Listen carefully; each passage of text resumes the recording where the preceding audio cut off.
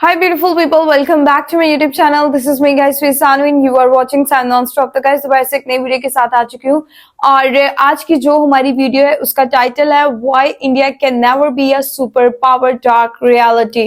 तो इसके अंदर हम लोग देखेंगे कि इंडिया जो है, आप लोगों को पता है वो सुपर पावर बनने के ख्वाब देख रहे हैं और बहुत ज्यादा उन्होंने उस चीज का सफर जो है वो अपना कंप्लीट कर लिया है, लेकिन फिर भी उसके अंदर एक हर्डल है। वो क्या है वो वीडियो के अंदर चल के देखेंगे।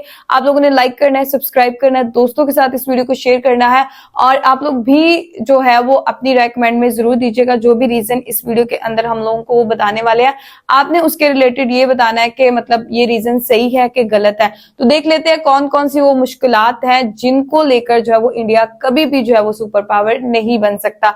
तो बिना टाइम को let's start the video guys. दोस्तों, पिछले कुछ समय से जियोपॉलिटिक्स लेवल पर काफी उथल पुथल देखने को मिल रही है। एक और अमेरिका ने टैरिफ वॉर की शुरुआत कर दी है, तो वहीं दूसरी ओर भारत, चीन और रूस एक साथ आकर अमेरिका को अलग थलग करने की प्लानिंग कर रहे हैं। एक्सपर्ट्स का कहना है कि अगर भारत, रूस और चीन एक साथ आ जाते हैं तो बहुत जल्दी अमेरिका के सर से सुपर पावर का ताज छिन जाएगा। कई एक्सपर्ट्स पहले ही भविष्यवाणी कर चुके हैं कि अगला सुपर पावर एक एशियन नेशन होगा जिसमें चीन और भारत का नाम सबसे ऊपर आता है। वॉरेन बफेट, एलॉन मस्क और बिल गेट्स सहित कई इंडस्ट्री जायंट्स कह चुके हैं कि भारत के अंदर वो पोटेंशियल है जिसे बहुत जल्दी एक सुपर पावर के रूप में स्थापित कर सकता है। इसमें कोई दो राय नहीं है कि भारत दुनिया में सबसे अधिक युवा आबादी वाला देश है। बीते कुछ सालों में भारत की ग्रोथ रेट कई डेवलप्ड नेशन से बेहतर रही है। स्पेस टेक्नोलॉजी, आईटी इंडस्ट्री और मिलिट्री इक्विपमेंट्स बनाने में भारत शानदार काम कर रहा है। भारत एक न्यूक्लियर पावर नेशन है। जीडीपी के मामले में यूनाइटेड किंगडम और जापान को भारत पीछे छोड़ चुका है। लेकिन इन सब के बावजूद दोस्तों, अगर हम ये कहें कि भारत का सुपर पावर बनने का सपना कभी भी सच नहीं हो पाएगा, तो ये बात सुनकर आपको हैरानी जरूर होगी। अमेरिका को पीछे छोड़ना भारत के लिए लगभग नामुमकिन सा है। ये सुनकर आपको लग रहा होगा कि कम्युनिस्ट पार्टी ने ये वीडियो स्पॉन्सर की है, लेकिन ऐसा बिल्कुल भी नहीं है। हम सिर्फ भावनाओं में बहकर ये बात नहीं कर रहे, बल्कि पूरे फैक्ट्स और रिसर्च के बाद ये बात कह रहे हैं कि भारत कभी भी महाशक्ति नहीं बन पाएगा। आज की इस वीडियो में कुछ ऐसे ही मुद्दों के बारे में हम बात करेंगे जिन्हें जानने के बाद आप भी हमारी बात से सहमत हो जाएंगे। सबसे पहले तो जानते हैं कि आखिर एक सुपर पावर नेशन का मतलब क्या होता है। सुपर पावर का मतलब होता है जो देश हर तरह से एडवांस और मजबूत हो, जिसकी टेक्नोलॉजी सबसे बेस्ट हो, इकोनॉमी वर्ल्ड में नंबर 1 हो, जिसकी मिलिट्री पावर को कोई देश कभी भी चुनौती ना दे सके, और इसके अलावा ग्लोबल लेवल पर उस देश का कल्चरल और पॉलिटिकल इन्फ्लुएंस हो। और फिलहाल ये सभी काबिलियत सिर्फ अमेरिका में ही नजर आती है और इसलिए उसे दुनिया में महाशक्ति के तौर पर देखा जाता है। ताकत, इकोनॉमी और टेक्नोलॉजी की बात तो आप समझते ही होंगे, लेकिन अमेरिका का कल्चरल इन्फ्लुएंस भी पूरी दुनिया में देखने को मिलता है। अमेरिकी फूड से लेकर कपड़े और लाइफस्टाइल तक हर चीज को दुनिया भर के युवा अडॉप्ट करते हैं, जिसे आप वेस्टर्नाइजेशन का नाम दे सकते हैं। दोस्तों, भारत में आज भले ही कितनी भी काबिलियत क्यों ना हो, लेकिन अमेरिका की बराबरी करना, अमेरिका को पीछे छोड़ना या फिर सुपर पावर बनना भारत के लिए अभी तो इम्पॉसिबल जैसा है। एक सुपर पावर बनना फिलहाल भारत का लक्ष्य भी नहीं होना चाहिए। ऐसा हम नहीं कह रहे, बल्कि खुद आंकड़े ये बात कह रहे हैं। बात करें जीडीपी की, तो भारत की जीडीपी भले ही वर्ल्ड की 4th लार्जेस्ट जीडीपी बन गई है, लेकिन अमेरिका की जीडीपी भारत से अब भी 7 से 8 गुना बड़ी है। भारत की जीडीपी $4 ट्रिलियन के आसपास है, तो वहीं अमेरिका की जीडीपी $4 ट्रिलियन के करीब पहुँच गई है। यहाँ तक पहुँचने में भारत को एक लंबा सफर तय करना होगा और शायद तब तक अमेरिका बहुत आगे निकल चुका होगा। यहाँ पर एक गौर करने वाली बात यह है कि भारत भले ही दुनिया की 4थी सबसे बड़ी अर्थव्यवस्था है, लेकिन इस बात से हमें खुश नहीं होना चाहिए। पर कैपिटा इनकम के आंकड़े असली सच्चाई बयां करते हैं। अमेरिका के लोगों की सालाना प्रति व्यक्ति आय $85,000 है, तो वहीं भारत के लोग औसत तौर पर सालाना $2700 की कमाई कर रहे हैं। आज भी हमारे देश की एक बड़ी आबादी गरीबी रेखा के नीचे जीवन यापन करने को मजबूर है। दोस्तों, गरीबी दूर करने के लिए भारत की सरकार तरह तरह की योजनाएं और स्कीम्स चलाती है, जिनमें से एक स्कीम के तहत देश के 80 करोड़ लोगों को मुफ्त राशन दिया जा रहा है। हमारे देश के लिए इससे शर्म की बात शायद कुछ और हो ही नहीं सकती कि 140 करोड़ की आबादी में से 80 करोड़ लोगों को सरकार मुफ्त राशन मुहैया करा रही है। यानी कि जिस देश की आधे से भी ज्यादा आबादी को सरकार से मुफ्त राशन लेना पड़ रहा है, वो देश भला महाशक्ति बनने का सपना भी कैसे देख सकता है। भारत में बेरोजगारी दर आज भी वेस्टर्न कंट्रीज के मुकाबले बहुत अधिक है। ऐसा नहीं है कि हमारे देश में नौकरियों की कमी है, लेकिन उन नौकरियों के लायक हमारे पास स्किल लेबर की कमी है। युवाओं के पास अच्छी स्किल्स न होने के कारण उन्हें नौकरी नहीं मिल पाती या फिर बहुत कम पैसों में उन्हें नौकरी करनी पड़ती है। यहाँ पर दोष सरकार को नहीं देना चाहिए, बल्कि युवाओं को अपनी स्किल्स को अपग्रेड करने की जरूरत है। आज के समय में चीन में सबसे अधिक स्किल्ड लेबर फोर्स देखने को मिलती है। साल 1970-1980 के दशक से ही चीन ने अपने युवाओं को ट्रेनिंग देने की शुरुआत कर दी थी, जिसकी बदौलत ही चीन पूरी दुनिया दुनिया में मैन्युफैक्चरिंग हब के तौर पर पहचान बनाने में सफल हुआ है। दोस्तों, आपने कई बार समाचारों में सुना होगा कि भारत एक नया ग्लोबल मैन्युफैक्चरिंग हब बन रहा है। एप्पल से लेकर सैमसंग तक कई कंपनियां अपने स्मार्टफोन्स की मैन्युफैक्चरिंग भारत में ही कर रही है। यहाँ तक कि आईटी इंडस्ट्री भी भारत की लगातार बूम कर रही है। दुनिया भर की तमाम सॉफ्टवेयर कंपनियों के ऑफिसेज भारत में देखने को मिल जाएंगे। लेकिन दोस्तों, ये सब बातें सिर्फ एक जुमला है और असली सच्चाई से जनता को अनजान रखा जाता है। भारत बड़े स्केल पर मैन्युफैक्चरिंग नहीं कर रहा, सिर्फ असेंबलिंग कर रहा है। प्रोडक्ट्स असेंबलिंग को मैन्युफैक्चरिंग का नाम देकर जनता को गुमराह किया जा रहा है। मैन्युफैक्चरिंग का मतलब होता है कि जिस प्रोडक्ट्स के सभी पार्ट्स अपने देश में ही बनाए जा रहे हो। टेक्सटाइल्स और फार्मास्यूटिकल्स जैसी इंडस्ट्री में भारत को मैन्युफैक्चरर कहा जा सकता है, लेकिन स्मार्ट डिवाइसेस, मोबाइल फोन्स और आईटी इंडस्ट्री में भारत मैन्युफैक्चरर नहीं कहा जा सकता, क्योंकि भारत में जितने भी मोबाइल फोन्स बन रहे हैं उसके अधिकतर सभी पार्ट्स चीन से ही इंपोर्ट किए जा रहे हैं। सेमीकंडक्टर से लेकर मदरबोर्ड तक सब कुछ भारत चीन से इंपोर्ट कर रहा है। सिर्फ असेंबलिंग यूनिट्स लगाकर भारत कभी भी महाशक्ति नहीं बन सकता, क्योंकि एक महाशक्ति सेल्फ रिलायबल होता है, लेकिन इस मामले में भारत अब भी चीन पर ही निर्भर करता है। रही बात आईटी इंडस्ट्री की, तो भारत सिर्फ आउटसोर्सिंग कर रहा है। आप एक प्रश्न का जवाब दीजिए कि आप दिन भर में कितने इंडियन ऐप्स यूज करते हैं? गूगल से लेकर फेसबुक, इंस्टाग्राम और अमेजोन तक, आप जानते हैं सभी ऐप्स अमेरिकन है। एक तरह से देखा जाए तो भारत के पूरा डेटाबेस पर सिर्फ अमेरिका का कंट्रोल है। भारत के पास अपने सोशल मीडिया प्लेटफॉर्म्स और सर्च इंजन के नाम पर कुछ नहीं है। कुछ लोगों ने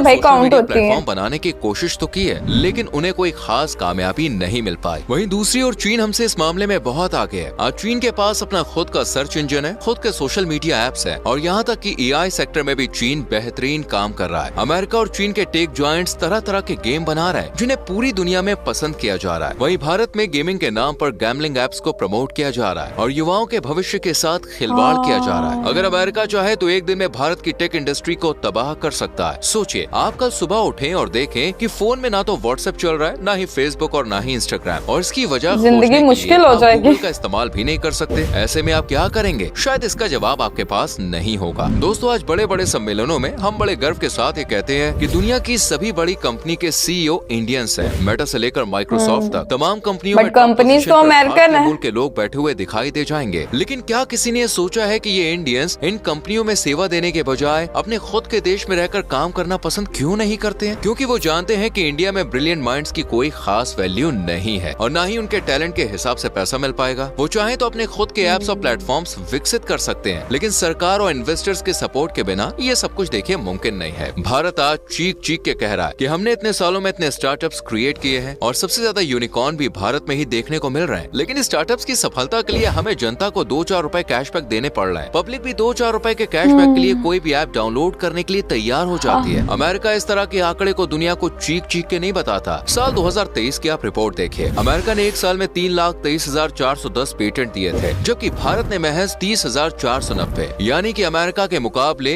10% पेटेंट्स भी भारत ने एक साल में नहीं दिए। ऐसे में किस बेसिस पर हम अपनी टेक्नोलॉजी या इनोवेशन का गुणगान कर रहे हैं? मिलिट्री की बात करें तो अमेरिका साल में करीब 900 बिलियन डॉलर्स अपनी आर्मी और डिफेंस सेक्टर पर खर्च कर रहा है। वहीं भारत करीब 80 बिलियन डॉलर्स का खर्चा डिफेंस सेक्टर में कर रहा है। यहाँ पर भी कंपैरिजन की कोई गुंजाइश नजर नहीं आती है। आज अमेरिका के दुनिया के अलग अलग देशों में 750 से अधिक मिलिट्री बेसेस हैं। ऐसे में भारत अमेरिका को पीछे छोड़कर सुपर पावर बनने के बारे में सोच भी नहीं सकता। मिसाइल टेक्नोलॉजी, न्यूक्लियर पावर्स या आर्मी इक्विपमेंट्स, हर मामले में भारत अमेरिका से बहुत पीछे खड़ा हुआ नजर आता है। आज दुनिया में कोई भी देश अमेरिका पर सीधे हमला करने के बारे में सोच भी नहीं सकता। वहीं भारत के ऊपर पाकिस्तान जैसे छोटे मोटे देश भी हमला करते रहते हैं। हालांकि यहाँ पर अमेरिका का आपको एक सच बता दें कि अमेरिका कभी नहीं चाहेगा कि दुनिया में अमन, चैन और शांति कायम हो। भाई अगर ऐसा होगा तो यूएस के हथियार सप्लाई करने वाली कंपनियां बैकफुट पर आ जाएगी और फिर शायद अमेरिका का वर्चस्व खत्म हो जाएगा। अमेरिका एक साइड तो रूस पर जंग रोकने के लिए दबाव बना रहा है, वहीं दूसरी ओर यूक्रेन को लगातार हथियार भी सप्लाई कर रहा है। भारत की दुनिया में क्या वैल्यू है, इसका अंदाजा पाकिस्तान के साथ हुई नोक-झोंक में लग गया था। पाकिस्तान के सपोर्ट में कई इस्लामिक नेशंस खुलकर सामने आए थे। यहाँ तक कि अमेरिका का झुकाव भी पाकिस्तान की ही ओर था। आप 2-3 ऐसे देशों के नाम बताएं जिन्होंने खुलकर भारत को सपोर्ट किया था। गूगल पर भी इसका जवाब आपको नहीं मिलेगा। बुद्धिजीवियों का कहना है कि भारत को आज किसी देश के सपोर्ट की जरूरत नहीं है, लेकिन देखिए ये सब बातें ना सिर्फ देश की जनता को तसल्ली देने के लिए कही जाती है। भारत टेक्नोलॉजी और इनोवेशन में बहुत पीछे है। देश की जीडीपी का 1% भी रिसर्च एंड डेवलपमेंट पर भारत खर्च नहीं करता। यहाँ नए आइडियाज पर बात ही नहीं होती। वही अमेरिका लगभग जीडीपी का 4% हिस्सा R&D पर खर्च करता है। दोस्तों, भारत सुपर पावर बनने से अभी बहुत दूर है। आप खुद सोचिए, आज भी सरकारी काम कराने के लिए हमें घूस देनी पड़ती है, लाखों रुपए रुपए की सैलरी पाने वाले सरकारी बाबू गरीब लोगों से अमेरिका में नहीं 500 होता रुपए की रिश्वत लेते हुए पकड़े जाते हैं। आज भी जिस देश में लाखों करोड़ों युवाओं का मकसद सिर्फ सरकारी नौकरी पाना है, क्योंकि सरकारी नौकरी में काम कम करना पड़ता है और सैलरी की कोई टेंशन होती नहीं है। साथ ही दहेज भी देखिए अच्छा मिल जाता है। देश के ग्रामीण इलाकों को तो छोड़ दीजिए, दिल्ली और मुंबई जैसे बड़े बड़े शहरों में भी आज कई इलाके ऐसे हैं जहाँ चारों ओर गंदगी और स्लम एरियाज दिखाई देते हैं। गलियों में सीवर ओवरफ्लो होते हैं। सरकार कह रही है कि वो देश का इंफ्रास्ट्रक्चर मजबूत कर रहा है, लेकिन एक बरसात होते ही सड़कों की पोल सबके सामने आ जाती है। हर साल हजारों लोग खराब सड़कों के कारण हादसों में अपनी जान गंवा देते हैं, लेकिन इन सब मुद्दों पर कोई बात ही नहीं करता। सरकारी कामों में अगर कोई कमी गिना दे तो उसे देश विरोधी कह दिया जाता है। भारत में आज भी लोग जाति, धर्म और संप्रदाय के नाम पर बटे हुए हैं। एक राज्य के लोग दूसरे राज्य में जाकर अपनी भाषा में बात तक नहीं कर सकते। इन सब समस्याओं के साथ भला कोई देश महाशक्ति बनने के बारे में सोच भी कैसे सकता है? महाशक्ति बनने से पहले देश की जनता को बुनियादी सुविधाएं मुहैया कराने की जरूरत है। दोस्तों, हमारी वीडियो का मकसद अपने देश की कमियां गिनाना नहीं, बल्कि हम तो सिर्फ आपकी आंखें खोलना चाहते हैं। एक सच्चाई आपको बताना चाहते हैं जिसके बारे में लोग बात करने से डरते हैं। इसके बावजूद हम यही कहेंगे कि फ्यूचर अनप्रेडिक्टेबल है। सरकार को सही दिशा में काम करने की जरूरत है। एआई जैसी टेक्नोलॉजी की मदद से लैंग्वेज बैरियर्स की समस्या दूर की जा सकती है। युवाओं को बेरोजगार भत्ता या सब्सिडी की नहीं, बल्कि नौकरियों की जरूरत है। आज भारत दुनिया भर में अपनी एक अलग पहचान बना रहा है और ये साबित कर रहा है कि अमेरिका के सपोर्ट के बिना हम अपना देश अच्छे से चला सकते हैं। अगर किसी तरह से ग्लोबल लेवल पर डॉलर्स पर निर्भरता कम हो जाए और किसी नई करेंसी में ट्रेड शुरू हो जाए तो अमेरिका को बैकफुट पर लाया जा सकता है। लेकिन अमेरिका को बैकफुट पर लाने का मतलब ये नहीं है कि भारत महाशक्ति बन जाएगा। भारत को फिलहाल सुपर पावर नहीं, बल्कि ग्रेट पावर बनने पर फोकस करना चाहिए। उम्मीद करते हैं दोस्तों आपको हमारी ये वीडियो पसंद आई होगी। आपको क्या लगता है, क्या भारत इन सब समस्याओं को दूर कर सुपर पावर बन सकता है? अगर हाँ तो कैसे? अपना जवाब हमें कमेंट सेक्शन में जरूर बताएं। आज के लिए इतना ही। आप ओके गाइज, आप लोगों को क्या लगता है कि ये सारी जो हर्डल्स बताई गई हैं, ये सारी प्रॉब्लम्स जो बताई गई हैं, जिनको लेकर जो है वो इंडिया जो है वो सुपर पावर नहीं बन सकता, but with the passage of time मेरे ख्याल से अगर इन सब चीजों के ऊपर ओवरकम जल्दी कर लिया जाएगा ना, ठीक है, तो फिर वो सुपर पावर बन सकता है। लेकिन फैक्ट अगर चेक किए जाएं, फैक्ट्स वगैरह अगर चेक किए जाएं, तो मैं ये चीज बोलना चाहूंगी कि वाकई वीडियो इन्होंने बिल्कुल ठीक बनाई है और वीडियो के अंदर सारी बातें जो है वो सच बोली गई हैं। ये अननोन मिस्ट्रीज हिंदी का चैनल है और इनके 4.9 समथिंग मिलियंस के अंदर जो है वो इनके सब्सक्राइबर्स हैं। ये कोई छोटा मोटा चैनल नहीं है, बहुत बड़ा चैनल है। नॉलेजेबल वीडियोस जो है वो बनाते हैं।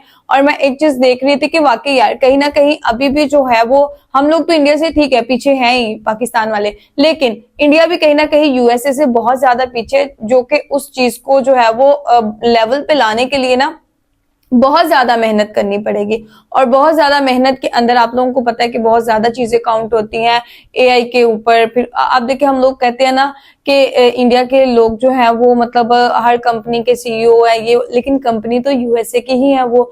तो इसलिए मेहनत अगर वो करते रहेंगे, जिस हिसाब से वो मेहनत कर भी रहे हैं, मोदी जी ने बहुत, जब से पार्टीशन हुई थी, ठीक है, सब कॉन्टिनेंट की, तब से अब तक जो है वो उन्होंने बहुत ज्यादा मेहनत की है और अब अभी उस मेहनत का वो जो है वो फल भी मिल रहा है उनको, ठीक है। वो जो है वो आगे बढ़ भी रहे हैं हर सेक्टर के अंदर, लेकिन उनकी ग्रोथ उस हिसाब से नहीं है जिस हिसाब से यूएसए की है।